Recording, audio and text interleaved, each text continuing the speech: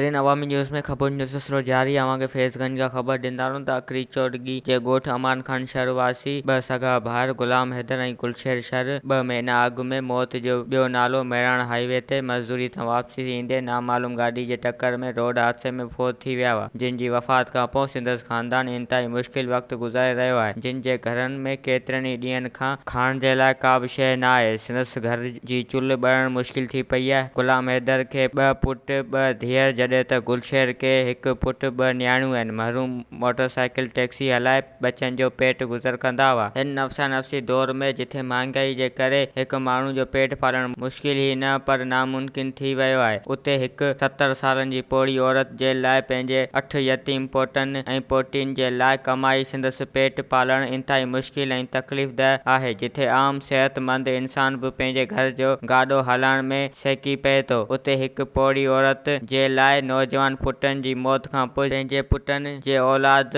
लाइ जीअण जी कोशिश कंदी रही आहे त जीअं संदसि मरहूम पुटनि जे औलाद नसल सुख सां ज़िंदगी गुज़ारे सघनि। पर संदसि सैफ़ जिस्म बीमारी ऐं जवान पुटनि जो विछोड़े जो दर्द संदसि राह में सभ खां वॾी रुकावट आहे। मरहूमिन जे माउ ॻाल्हाईंदे वधीक चयो त सरकारी तौर ते असांजी का बि वाहर न कई वई आहे। हिन वज़ीर आला सिंध DC खैरपुर ऐं ॿियनि वस वारनि अमलदारनि खां अपील कई त संदसि मदद करे ख़ानदान खे इमदाद ॾिनी वञे ऐं सरकारी वतीफ़ो मुक़ररु कयो वञे। वधीक ख़बरनि ऐं तफ़सील जे लाइ विज़िट कयो असांजी वेबसाइट awamiNewsHD.com ऐं ॾिसंदा रहो अवामी न्यूज़ HD।